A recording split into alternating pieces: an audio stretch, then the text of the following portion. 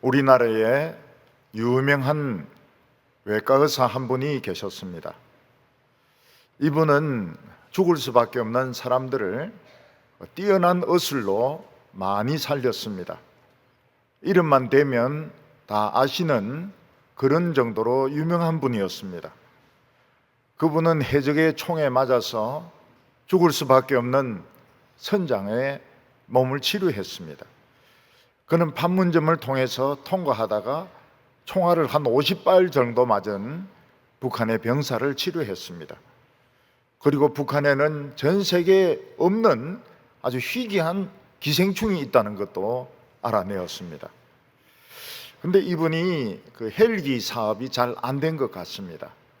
이 헬기를 가지고 응급 구조하는 일들이 캠퍼스 안이 시끄럽고 병원이 시끄럽고 이러니까 잘 안 된 것 같고, 또 주위에 시기를 많이 받았던 것 같습니다. 그래서 이분이 무슨 이야기를 했는가 하면, 나의 이번 생은 완전 실패다, 이런 이야기를 했습니다. 그러면 그분은 다음 생이 오면 더 훌륭한 외과 의사가 되어서 헬기를 여러 개 띄우면서 시기심을 받지 아니하면서 외과 의사를 하려고 생각을 했느냐? 꼭 그런 것도 아닌 것 같습니다. 사람들 중에서는 자기에게 새로운 인생이 주어진다면 멋진 인생을 살겠다고 생각하는 분들이 많이 있습니다. 그러나 인간은 때가 되면 다 죽을 수밖에 없고, 한 번 죽으면 이 세상과 영원한 작별을 고하게 됩니다. 사랑하던 가족들과도 작별을 고하게 됩니다. 그래서 모든 나라에 가면 무덤이 다 있습니다. 일본은 묘지가 동네 안에 있습니다. 동네 안에 비석을 세워놓고 그 밑에 낙골당을 두고 그들은 그 비석을 닦는 것이, 물로 부어서 닦는 것이 그 고인을 이렇게 기억하는 그런 방법입니다. 그래서 일본은 산자와 죽은 자가 같이 동거한다, 그런 말을 하기도 합니다. 우리나라는 산자와 죽은 자를 완전히 구별해서 죽은 자는 다 산에 가서 매장을 하고 봉분을 했습니다. 영국 같은 나라, 미국 같은 나라는 교회 뒷마당에, 또 요즘은 좀 묘지가 생긴 것 같아요. 거기에 묘실을 만들어 가지고 정조 할아버지 때부터 시신을 그 묘실 안에 넣어서 이렇게 장례를 치르는 것을 볼 수가 있습니다. 요즘 교회에서 돌아가시는 분들을 이렇게 보면 되게 특별한 경우 외에는 90세가 넘습니다. 92세, 95세, 98세. 98세가 참 아까운 것 같아요. 2년만 더 살면 100살인데 98세에 돌아가시는 분도 있습니다. 옛날에는 60이 되면 노인이고 많이 돌아가셨습니다. 그리고 80이 넘으면 굉장히 장수한다 그러고 참 로망이 들었다는 이런 이야기도 듣고 그랬는데, 지금은 60살은 그냥 청년입니다. 80살도 정정합니다. 근데 만일 사람이 한번 죽었다가 살아나서 1000살, 10,000살까지 살 수 있다면 어떻게 하겠습니까? 아마 자신의 인생 계획을 완전히 바꿀 것입니다. 어떤 사람은 70살, 80살 되어도 대학에 다시 입학을 해가지고 학문을 배우고 박사학위를 받으려고 할 것입니다. 사업하는 사람도 사업에 대해서 굉장히 더 장기적인 계획을 세울 것입니다. 오늘 성경 말씀은 우리에게 어떤 질문을 던지고 있는가 하면, 사람이 죽으면 어떻게 되느냐, 그리고 사람이 과연 부활할 수 있느냐 하는 문제에 대해서 질문을 던지고 있습니다. 사람이 죽는 것하고 또 부활하는 것하고 시간적인 상당한 차이가 있습니다. 사람이 죽으면 어떻게 되느냐, 사람은 어떤 몸으로 부활하느냐, 부활하느냐, 부활이 있느냐 없느냐, 그런 문제를 질문하고 있습니다. 예수님 당시에 유대교파 중에서는 사두개파라는 사람들이 있었습니다. 이 사람들은 같은 유대인이지만 절대로 부활 같은 것은 없다고 믿었습니다. 사람이 이 세상에서 복받고 잘 살면 그게 최고지, 왜 또 죽은 사람이 살아나야 되느냐, 부활 같은 건 없다, 그렇게 주장을 했습니다. 그런데 예수님께서 부활이 있다고 주장하니까 어느 날 사두개인들이 막 몰려와가지고 예수님에게 왜 말도 되지도 않는 부활이 있다고 이야기하느냐, 그러면서 예수님에게 도전을 했습니다. 사실 우리는 부활이 있다고 믿는 것보다는 부활이 없다고 생각하는 것이 더 현실적입니다. 왜냐하면 일단 사람이 죽으면 그 몸이 썩습니다. 그렇기 때문에 시체는 불로 태우든지 땅에 묻어야 됩니다. 또 우리는 우리 주위에서 부활하는 사람을 한 사람도 본 적이 없습니다. 우리 주위에 어떤 사람이 죽었다가 다시 살아나서 1000살, 10,000살 이렇게 산다면 부활을 믿겠지만 우리 주위에 실제로 부활하는 사람이 아무도 없습니다. 그리고 사람이 부활한다면 골치 아픈 일이 많이 생깁니다. 예를 들어서 어떤 사람이 암으로 돌아가셨는데 암으로 부활한다면 또 호수 꽂고 또 주사 맞고 내 부활 싫다 이렇게 말할 것입니다. 어떤 사람이 불에 타 죽었는데 불에 타 죽은 채로 부활한다면, 시커멓게 거슬러 가지고 부활한다면 진짜 부활 싫다고 이야기할 것입니다. 어떤 사람이 총에 맞아서 배에 구멍이 뚫렸습니다. 배에 구멍이 뚫린 채로 부활한다면 배에 막 바람이 막 들고 이래가지고 정말 부활 싫다고 이야기할 것입니다. 그리고 심각한 것이 나이입니다. 아버지는 40에 돌아가셨는데 아들은 70까지 살았습니다. 그럼 부활하고 나서 어떻게 70살이 40살에게 아버지 이렇게 해야 됩니다. 아주 골치 아프죠. 그래서 사람들은 부활이 없다, 그렇게 생각하는 것이 훨씬 더 상식적이라고 생각하고, 지금도 사람들은 부활을 거의 믿지 않습니다. 단지 참 아까운 그 어린아이들 또는 학생들이 교통사고나 왕따를 당하거나 또는 병으로 죽으면 고통도 없고 왕따도 없고 괴롭힘도 없고 고통도 없는 그런 곳에 가서 잘 살아라, 그런 이야기를 합니다. 그것은 꼭 그런 곳이 있다기보다는 그렇게 살았으면 좋겠다는 것입니다. 참 너무 일찍 죽으니까 아까우니까 고통도 없고 괴로움도 없는 곳에서 잘 살았으면 좋겠다, 그런 뜻이지 실제로 그런 곳이 있는지 없는지는 아무도 모릅니다. 이 부활이라고 하는 것은 하나님의 비밀 계획 중에 하나입니다. 그래서 우리가 이 부활에 대해서 많은 것을 알지 못합니다. 이 사두개인들은 하나님의 이 비밀 계획에 대해서 상식적인 참 말도 안 되는 예를 가지고 예수님을 공격을 했습니다. 예수님은 거기에 대해서 대답할 가치조차 느끼지 못했습니다. 그렇지만 예수님은 이 비밀 계획의 일부를 가르쳐 주셨습니다. 그 일부가 우리에게는 어마어마한 희망을 주는 것입니다. 사두개인에게 답변한 것이 아니고 사실은 우리에게 희망을 주는 어마어마한 말씀인 것입니다. 오늘 첫 번째는 부활이 과연 있느냐 하는 것입니다. 지금 우리 현대인들이 생각하기에는 부활이 없는 것이 더 타당성이 있습니다. 왜냐하면 우리 주위에 부활하는 사람이 없기 때문입니다. 인간의 몸 안에는 노화 프로그램이 있어가지고 어느 정도 성장하고 나면 늙어가기 시작합니다. 호르몬이 안 나오기 시작합니다. 그러다가 늙으면 죽습니다. 또 인간은 뭐 교통사고를 당해서 피를 많이 흘린다든지 암에 걸려가지고 이 암이 식사를 못하도록 막는다든지 뭐 이런 식으로 되면 죽습니다. 한번 죽으면 살아나지 못합니다.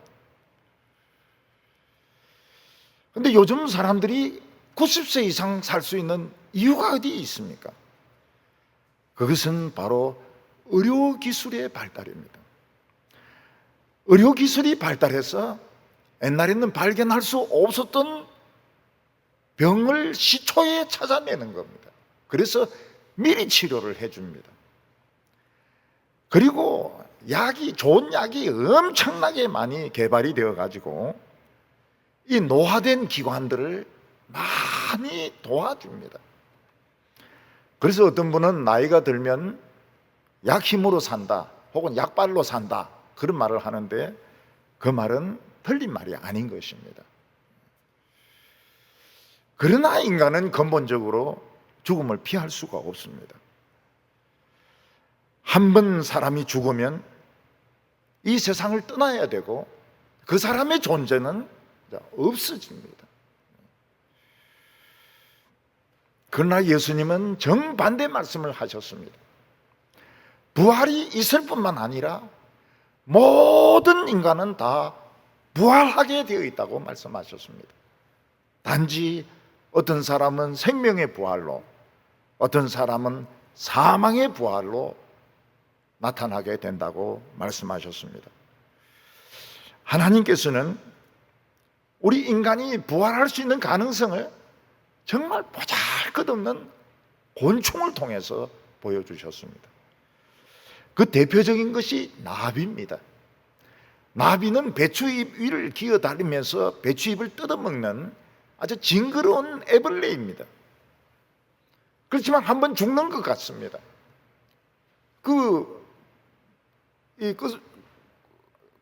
어떤 번데기 같은 것을 만듭니다. 그러다가 그걸 뚫고 나오면서 나비가 되는데 빨간 나비는 없습니까? 노란 나비, 흰 나비, 뭐 호랑나비 막 그렇게 아름다울 수가 없습니다. 근데 어떤 사람이 막 나비가 뚫고 나오려고 하는 게 너무 안타까워서 빼줬답니다. 빼주니까 못 날라요. 그래서 나비를 도와주지 마세요. 자기가 뚫고 나와야 날아갈 수 있지 막 뚫고 나오려는 거 사람이 이렇게 빼주면 날질 못해요.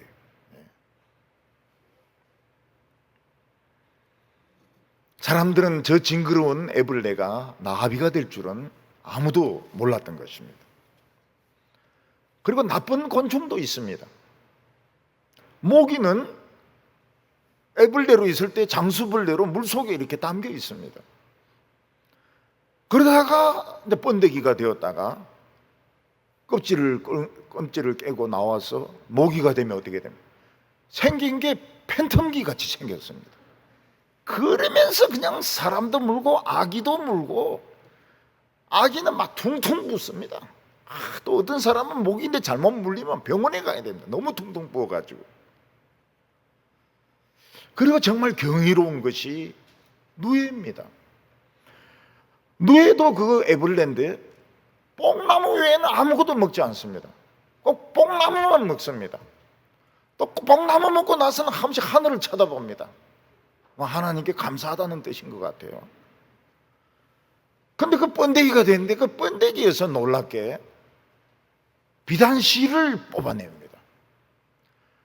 그러니까 이 옛날 왕서방이 입고 자랑하던 그 비단옷이 전부 이 벌레가 만들어낸 실을 가지고 비단을 만든 것입니다.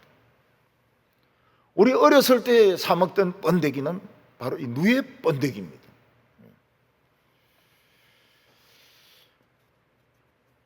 근데 이 번데기는 그 실크 비단을 짜내려고 그러면 나방이 뚫고 나오기 전에 이걸 삶아야지. 나방이 딱 뚫고 나오면 비단은 못 쓴답니다. 근데 놀라운 것이 또 매미입니다. 매미는 이 지상에서 한 40일 정도 살기 위해서 땅속에 아주 오래 있는데요. 땅속에 오래 애벌레로 있다가 이제 그걸 만들지 않습니까? 꼬치를 만들지 않습니까? 번데기가 만들고 나면 그걸 이제 뚫고 나와가지고 소리를 지르는데, 그 조그만 매미가 얼마나 큰 소리를 지르는지 지하철 소리하고 거의 같대요. 이게 이 아파트 안에서 막 소리를 질러대는데 지금 막 굉장히 시끄러운데 지하철 소리를 낸다는 겁니다. 그리고 이 매미가 인상을 꽉 쓰고 있는데 진짜 험악하게 생겼습니다. 뭐 사람에게 해를 끼치진 않지만 인상은 참 고락하게 생겼어요. 나비의 경이로움은 말로 표현할 수가 없습니다. 우리는 철새의 이야기를 듣습니다. 몇천 킬로를 날아다니는 철새 이야기를 듣습니다. 그런데 미국에는 멕시코에서 미국 북부에 있는 오레곤 중가 거기에 나비가 날아다닙니다. 수천억 마리가 날아갑니다. 저희 집 애가 거기서 보니까 막 나비가 날아가는데 또 날아가고 또 날아가고 새까맣게 날아가는데 자기 몸에 막 부딪히면서 그러면서 막 날아가더라는 겁니다.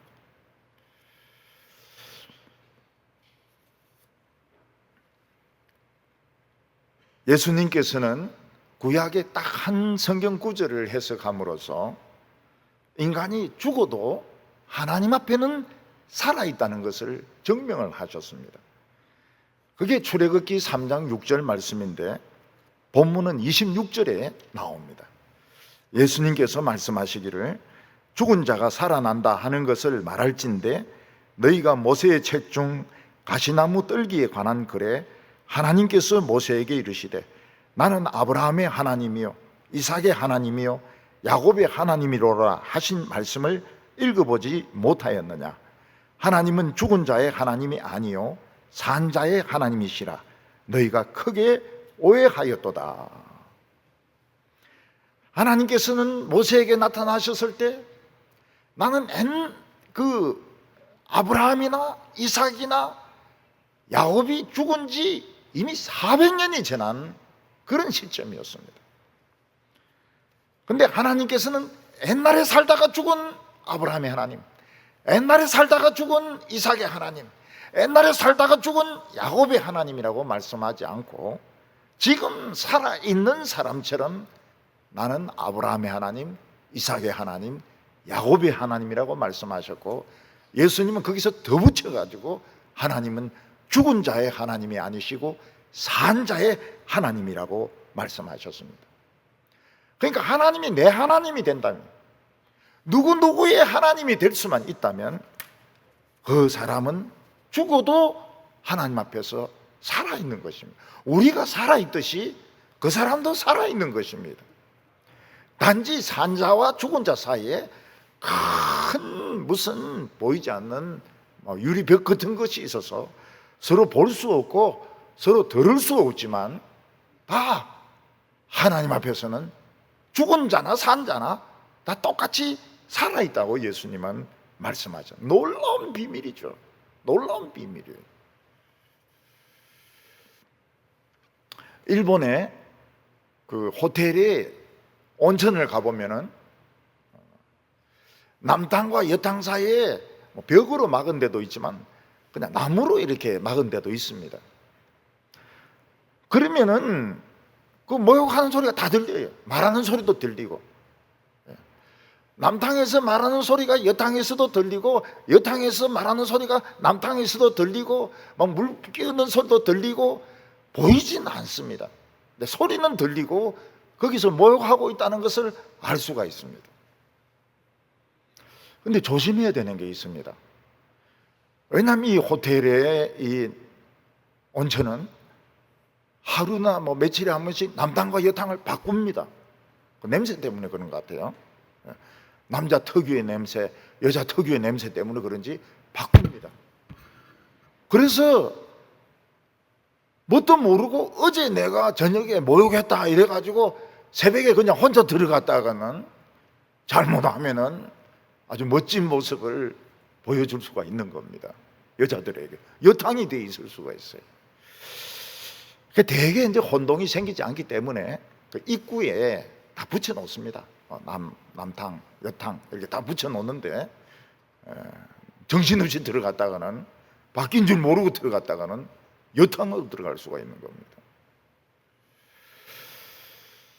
여러분, 하나님의 백성들은 언제 죽습니까?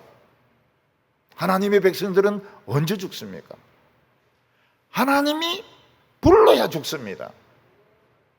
하나님이 안 부르면 죽고 싶어도 못 죽습니다. 아무리 죽으려고 해도 못 죽습니다. 하나님이 누구야, 뭐 그시가 이름을 불러줘야 죽는 것이지 못 죽습니다. 그럼 평소에는 어떻게 됩니까? 천사가 옆에서 딱 지키고 있습니다. 그래서 못 죽어요. 하나님이 내 이름을 불러줘야 죽을 수가 있습니다. 근데 안 믿는 사람은 어떻게 됩니까? 이름을 안 부르세요. 그래서 진짜 운이 나쁘면 죽는 겁니다. 운이 나쁘면 죽고 재수가 나쁘면 죽는 것입니다. 예수님은 참 성경 구절 딱 하나로 굉장히 놀라운 말씀을 하셨는데, 그게 바로 산자나 죽은 자나 하나님의 백성들은 하나님 앞에 다 살아있다는 것입니다. 근데 오히려 죽은 자가 더 좋은 상태에서, 더 하나님과 가까운 상태에서, 더 행복한 상태에서 살아있는 것입니다. 우리가 돌아가시면 막 울고 뭐 이러는데 사실은 뭐 그렇게 많이 울고 그래 할 필요가 없어요. 우리보다 훨씬 좋은 상태에 살아 계십니다. 우리 교회 어떤 청소년 아버지가 참 신앙이 좋은 분이에요. 이분이 외국에 연수를 갔다가 거기서 심근경색으로 돌아가셨습니다. 근데 자녀들은 아버지의 죽음을 인정하지 않습니다. 그래서 학교 가면서 뭐라고 말합니까? 아버지 학교 다녀오겠습니다 이렇게 말하고 갑니다. 그리고 들어와서는 아버지 학교에서 돌아왔습니다 이렇게 이야기합니다. 이 아이들의 마음속에는 아버지가 안 돌아가신 거예요. 어떤 사람들이 생각하기에는 야, 그 죽은 아버지를 아직 우상으로 생각하느냐 그렇게 생각할지 모르겠지만 그 식구들의 마음속에는 아버지가 살아있는 겁니다. 그런데 실제로 하나님 앞에 살아있습니다. 죽은 자들, 예수 믿다가 죽은 자들 복이 있다고 이야기했습니다. 우리보다 더 살아있습니다. 더 생명력이 넘치고 더 행복하고 더 아름다운 세상에서 살고 있습니다. 그러나 하나님을 믿지 않고 세상만 바라보면서 살고 정욕적으로 살고 그리고 악하게 살았던 사람들은 죽어서 엄부에 딱 갇힙니다. 죄와 사망의 인질이 되고 노예가 되는 것입니다. 그래서 우리가 부활이 있느냐 이런 질문을 할 때 오늘 인간들의 상식으로는 부활을 인정 안 합니다. 그냥 죽어서 좋은 데 가기를 바라고 있습니다.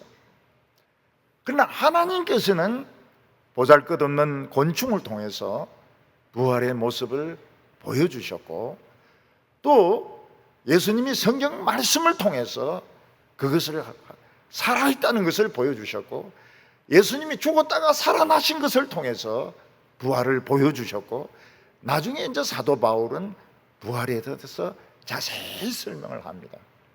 그러나 오늘 현대인들은 예수님 못 봤잖아요. 성경 안 믿잖아요. 호랑나비 노래밖에 모르잖아요. 호랑나비 이거밖에 모르잖아요. 그러니까 이 부활을 안 믿는 것입니다. 오늘 두 번째로는 부활하기 전에 우리에게는 시간이 있습니다. 예수 믿는 사람들은 천국에 가서 지낼 시간이 있는데 그때 어떤 모습으로 지내냐 하는 천국의 모습입니다. 유대인들 중에서 부활을 절대로 믿지 않는 사두개인들은 예수님께 몰려와서 부활이 있으면 아주 골치 아픈 문제가 생긴다. 그래서 부활이 없다고 생각해야 된다. 부활은 없다. 그냥 이 세상에서 잘 먹고 잘 살고 돈 벌고 그러면 그게 최고지. 뭐 또 부활을 하느냐. 그렇게 도전을 했습니다. 유대인들에게는 형사 취수 제도라는 게 있었습니다. 영어로 레빌레이터, 형사 취수 제도. 그게 뭔가 하면 형이 결혼을 했는데 아이를 낳지 못하고 죽으면 대가 끊어지지 않습니까? 그러니까 대가 끊어지지 않도록 동생이 형수와 결혼해서 형의 아들을 낳아주는 제도가 있었습니다. 그래서 동생이 형수와 결혼하는 것은 음란이 아니었습니다. 대를 이어주는, 이거는 형사최수 제도였습니다. 사두개인들은 말도 되지도 않는 예를 가지고 와서 부활이 있으면 문제가 복잡해진다고 이야기했습니다. 예를 들어서 어느 집에 아들이 7명이 있었습니다. 근데 큰 형이 결혼해서 살다가 아들 없이 죽었습니다.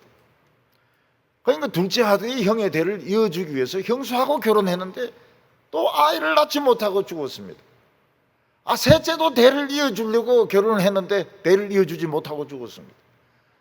5, 6, 7명이 다 그런 식으로 형수하고 결혼했는데 한 명도 아이를 낳지 못하고 죽었던 것입니다. 그리고 형수 그 사람도 죽었습니다.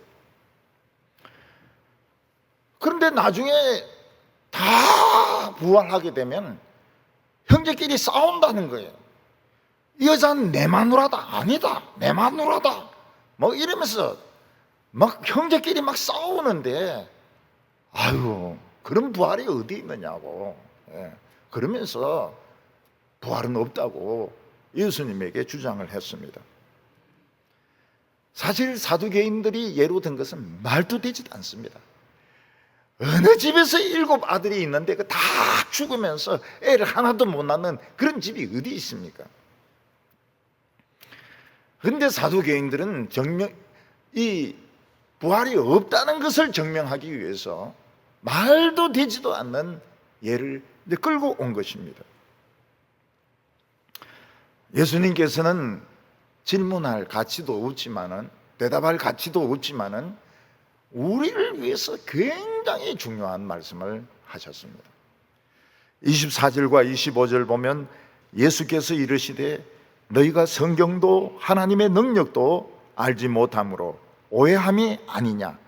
사람이 죽은 자 가운데서 살아날 때에는 장가도 아니 가고 시집도 아니 가고 하늘에 있는 천사와 같으니라. 이렇게 말씀하셨습니다.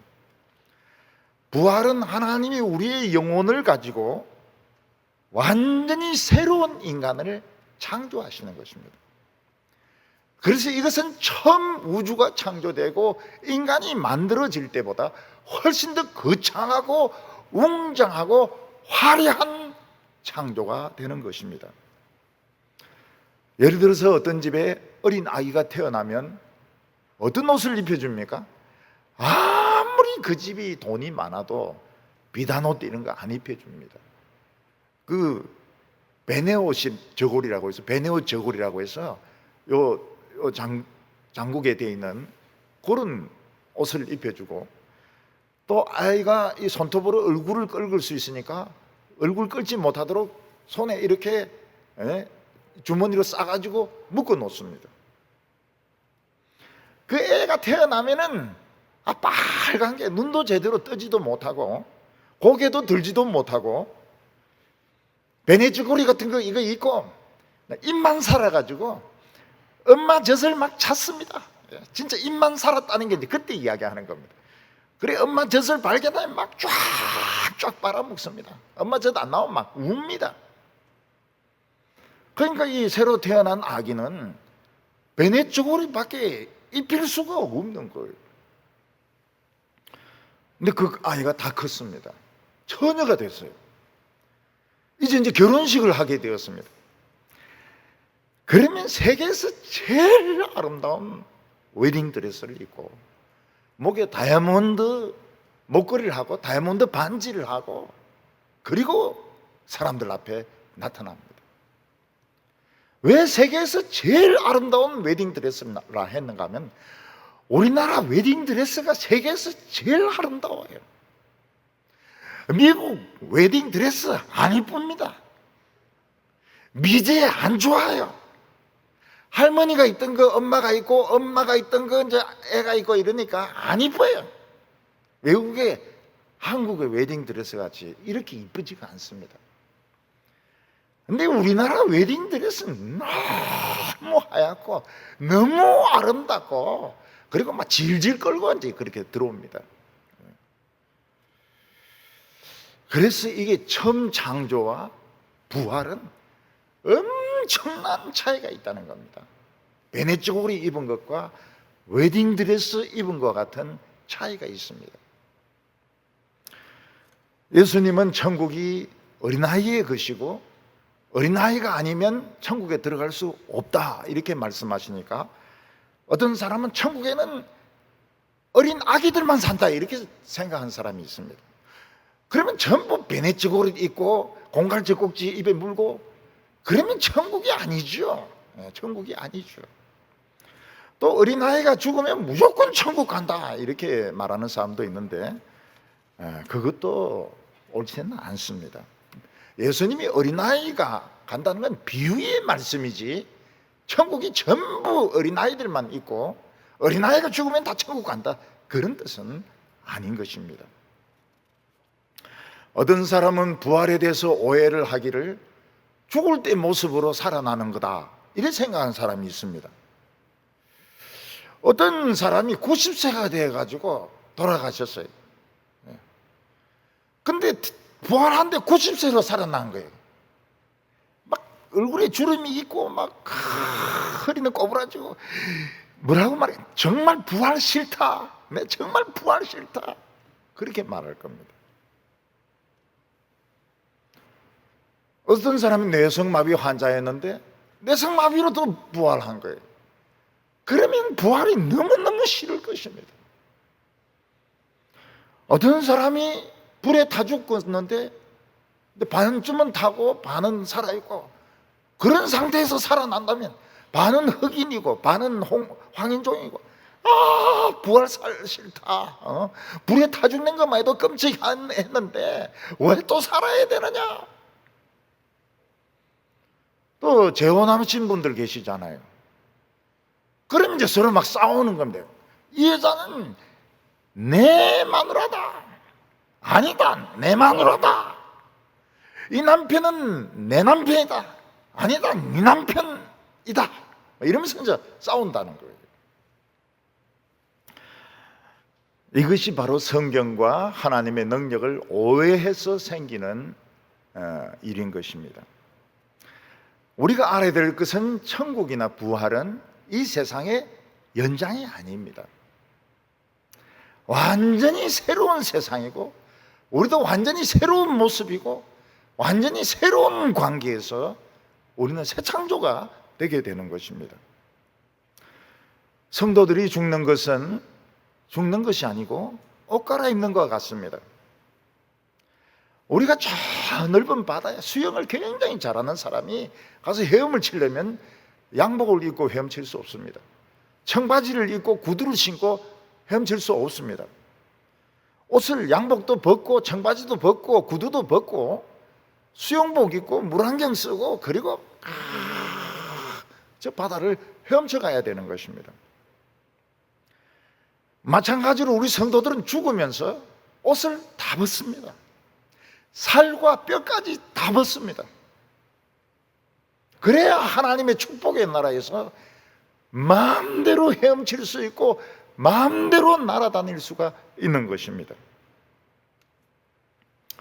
우리 성도들이 죽어서 천성에 들어갈 때 예수님이 맞이하십니다. 천사들은 나팔 불고 예수님이 우리를 맞이하시면서 이 세상의 병에 걸려서 암에 걸려서 두통 때문에 고생이 많았지. 그러면서 눈물을 닦아주십니다. 세상에서 신앙생활 한다고 욕 많이 얻어먹었지 이제는 욕할 사람 아무도 없다. 그러면서 눈물을 닦아주시는 것입니다. 그리고 부활할 때까지 요게 이제 문제입니다. 우리가 죽어서 부활할 때까지 천국에 있지 않습니까? 그때 영혼만 있느냐? 예수님께서 천사의 몸을 입혀주신다고 했습니다. 천사와 같을 것이라. 우리는 천사의 몸을 입고 부활할 때까지 기다리게 됩니다. 천사의 몸은 이렇게 만질 수가 없습니다. 건드릴 수가 없습니다. 그러나 나비 날개보다 더 아름답습니다. 가볍습니다. 천사의 몸의 무게는 몸무게가 어떻게 됩니까? 0g입니다. 0g. 날아다니고 공중에서 수영할 수 있고. 근데 거기서 우리는 먼저 간 성도들을 다 만나게 됩니다. 먼저 가신 장로님, 먼저 가신 권사님, 먼저 가신 부모님, 다 예수 믿는 사람들은 다 만나게 됩니다. 내가 누구란 것도 압니다. 왜냐하면 영혼은 그대로기 때문에 내가 누구란 것도 알고, 어머니도 알아보고, 장로님도 알아보고, 권사님도 알아보고 다 알아봅니다. 그러나 하나님을 믿지 않고 내 정욕과 야망과 욕심을 신으로 삼아서 산 사람은 음부에 빠지게 됩니다. 음부가 뭔가 하면 굉장히 깊은 무지개인 골짜기입니다. 우주 맨 밑에서 우주의 쓰레기를 태우는 그런 불못을 말하는 것입니다. 거기 가기 전에 이 음부에 갇혀가지고 참 자신의 그 교만에 대해서 후회를 하게 됩니다. 야, 성경이 그게 맞는 것이었구나. 성경이 맞았구나. 응? 난 마누라가 그렇게 교회 가자 이럴 때 왜 안 가고 그렇게 버티었던가? 나는 예수를 믿는다고 하면서도 왜 성경대로 안 믿었던가? 목사님 막 성경대로 가르치면 왜 대들고 삐딱하게 나갔던가? 굉장히 후회를 하게 됩니다. 근데 천국에서 놀라운 것 중에 하나는 뭔가 하면 우리가 천국에서 천사의 몸을 가지고 과일을 먹을 수 있다는 겁니다. 죽은 혼은 못 먹습니다. 과일을 먹을 수 있고 물을 마실 수가 있습니다. 생명나무 열매를 먹습니다. 생명수를 마십니다. 혹시 거기 떡이 있다면, 만나로 만든 떡이 있다면 떡도 먹을 수 있습니다. 그러면 천국에도 화장실이 있나요? 없을 겁니다. 왜냐하면 천국은 100% 소화를 시켜버리기 때문에 천국에 또 막 수세식이 있고 푸세식이 있고 정화조가 있고 이러면은 천국이 아니죠. 똥냄새 나는 데는 천국이 아닙니다. 지옥이죠. 그래서 먹습니다. 마십니다. 그러나 100% 소화가 되어버리기 때문에 화장실 필요 없어요. 근데 이게 천국의 모습입니다. 그 천국의 모습은 무엇입니까? 우리가 자기가 누구란 걸 알면서 천사의 몸을 입고 우리가 지내는 것입니다. 그 시간은 우리 시간하고 다릅니다. 1000년이 하루입니다. 하루가 1000년 같습니다. 어머니가 돌아가신 지 굉장히 오래됐습니다. 그래서 천국에 가보니까 어머니가 뭐라고 말씀하십니까? 아들아, 빨리 왔구나. 금방 왔네. 이렇게 이야기한다고. 시간 개념이 다르기 때문에. 그래서 우리는 1000년을 기다렸습니다. 2000년을 기다렸습니다. 이런데 그게 몇 분밖에 안 돼요. 그래서 우리 시간을 가지고 천국을 이야기하면 안 됩니다. 여보, 빨리 따라오라고 했는데 몇십 년 동안 놀다가 이제 오느냐고 이런 부인 없어요. 아유, 빨리 오셨네요. 반갑다고. 그러면서 또 끌어안고 서로 알아보니까요.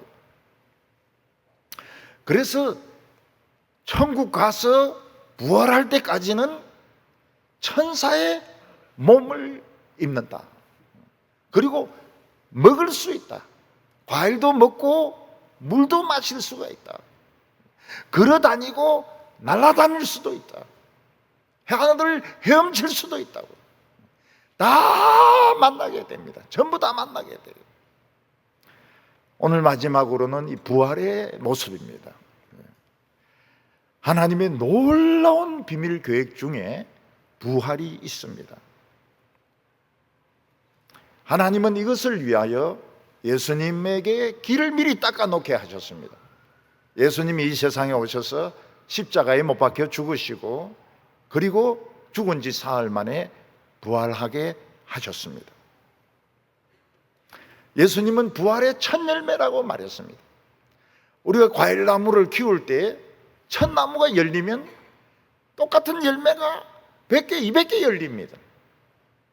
사과나무 첫 열매 맺히면 그 뒤로 100개, 200개, 어떤 경우에는 한 500개 열리는 데도 있습니다. 이 세상에 누구도 알지 못하고 천사도 알지 못하고 심지어는 하나님의 아들도 모르는 어떤 시간이 있습니다. 바로 그 시간이 무엇인가 하면 우리가 부활하는 시간입니다. 예수님은 도적같이 이 말이라고 말씀하셨습니다. 하나님도 비겁하셔. 오신다면 좀 전화도 걸고 이래 오셔야 될 것이 아닌가? 왜 도둑같이 하나님이 오시는가? 평소의 모습을 보려고 하는 것입니다. 미리 알려주면은 실컷 죄짓다가 그때만 양복 딱 입고 성경책 딱 펴놓고 주여 어서 오시옵소서 이러기 때문에 평소의 모습을 보려고 도둑같이 오시는 것입니다. 그 사람들이 예수는 안 온다, 부활이 없다, 먹자, 마시자, 즐기자, 클럽에 가자, 코로나 걸려가지고 죽자, 술 마시자. 근데 어느 날 천사장의 나팔 소리가 나는 겁니다. 빰빠라밤 나팔 소리가 나고 천사장이 막 호령을 소리를 내는데 마이크도 없이 온 세상이 들릴 정도로 모든 인간들아 동작 그만해라. 그리고 모두 심판받으러 나오라.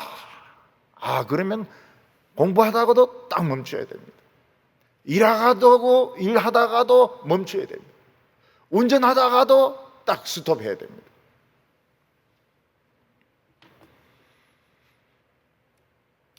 그때 우리는 완전히 부활을 하게 됩니다. 천국에 있던 모습하고 다른 모습으로 부활하게 됩니다. 어떤 모습으로 부활할까요? 최고로 예쁜 모습으로, 최고로 똑똑한 모습으로. 나이는 아마 다 비슷할 겁니다. 나이는 다 비슷한 모습으로, 아버지나 할아버지나 다 비슷한, 근데 최고로 똑똑하고 아름다운 모습으로 완전히 새로운 재질로, 이 피부가 아닌 새로운 피부로 우리가 부활할 것입니다. 하나님께서는 우리를 성형수술 시켜주십니다. 그래서 이 세상에서 키가 작았던 분은 커질 것입니다. 또 이 세상에서 장애를 가졌던 분은 완전히 고쳐질 것입니다. 불에 타서 돌아가신 분은 완전한 모습이 회복이 될 것입니다. 가장 아름답고 가장 똑똑한 모습으로, 아프지도 않고 병들지도 않고 화내지도 않고 죽지도 않는 모습으로 우리는 살아나게 됩니다. 어느 시점에. 그거 비밀입니다. 비밀.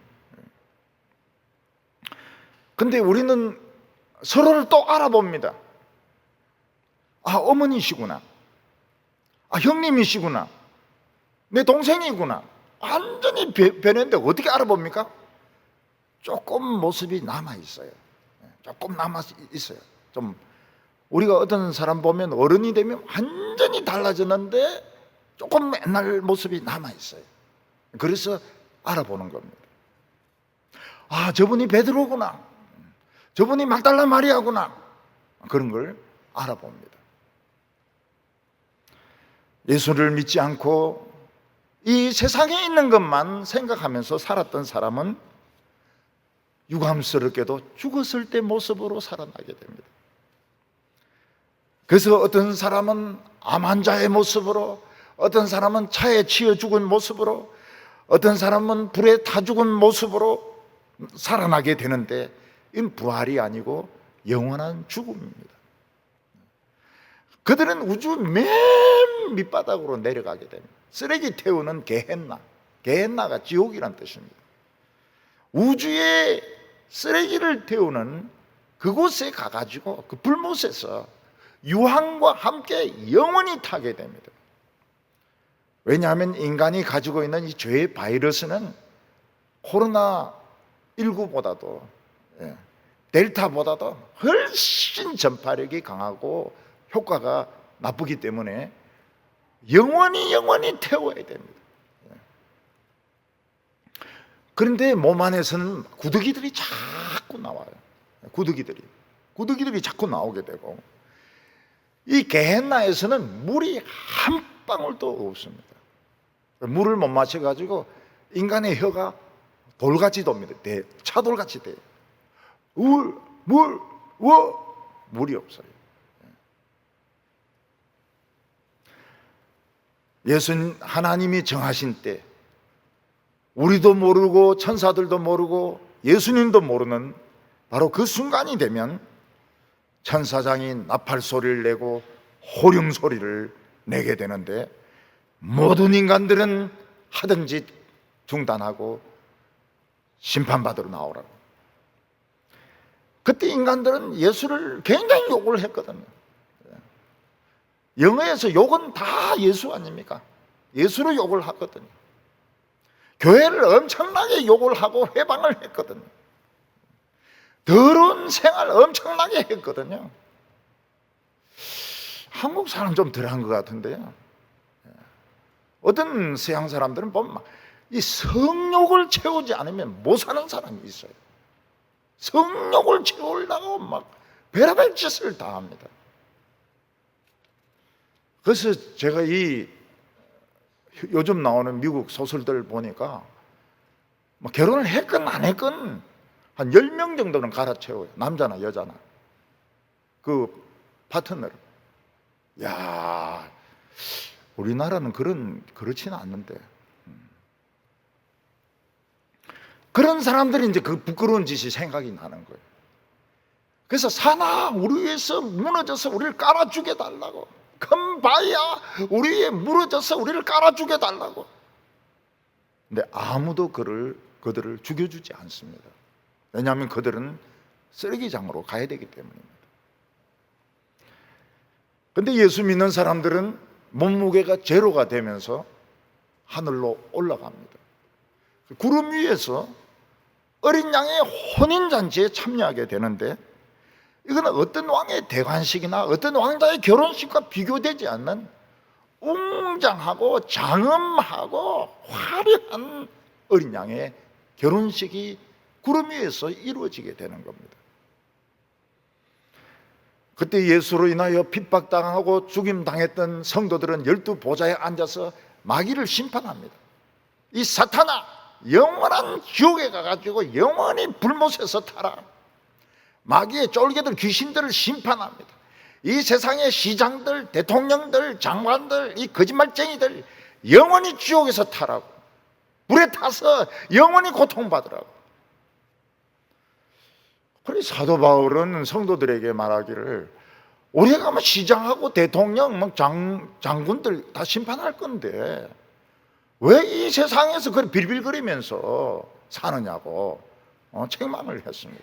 우리가 심판할 사람들인데, 재판할 사람들인데, 예수님과 함께 왜 이 세상에서 뭐 시장이면 빌빌거리고 국회의원이라고 하면 대단한 줄 알고 말이죠. 우리 예수 믿는 사람들은 신부 옷을 입고 최고로 아름다운 옷을 입고 어린 양의 혼인잔치에 참여하게 됩니다. 웨딩 드레스. 세계에서 최고가 아닙니다. 우주에서 최고 아름다운 드레스, 옷을 입고 어린 양의 혼인잔치에 참여하게 됩니다. 우리 부활한 사람은 몸이 있습니다. 만질 수가 있어요. 천사 몸하고 다릅니다. 근데 이 재질이 달라요. 재질이. 만질 수도 있고 안아줄 수도 있습니다. 그리고 우리 몸이 평상 몸이 있고 정복에 해당되는 몸이 있습니다. 평상복은 그냥 아름답죠. 나비의 날개처럼 아름답습니다. 그렇지만 그 정복에 해당되는 옷은 빛이 납니다. 태양 같은 빛이 나고 달 같은 빛이 나고 별 같은 빛이 납니다. 그래서 그 어린 양의 혼인잔치 할 때 막 별들이 수두룩하고 태양이 수두룩하고 달들이 막 수두룩합니다. 왜냐하면 우리가 정복을 입고 어린 양의 혼인잔치에 참여하기 때문입니다. 그때 우리는 위대한 합창을 하게 될 것입니다. 노래를 부르게 됩니다. 아마 핸델의 메시아보다 훨씬 웅장한 노래를 부르게 될 것입니다. 그리고 일찍 죽임당한 어린 양에게 모든 영광과 권력과 존귀와 모든 것을 돌려드릴 것입니다. 인간이 차지하고 있었던 권력, 부귀, 영화 모든 것을 빼앗아서 어린 양에게 돌려드릴 것입니다. 그리고 우리는 하나님의 상속자라서 천국을 내 것으로 물려받고 우주를 내 것으로 물려받게 됩니다.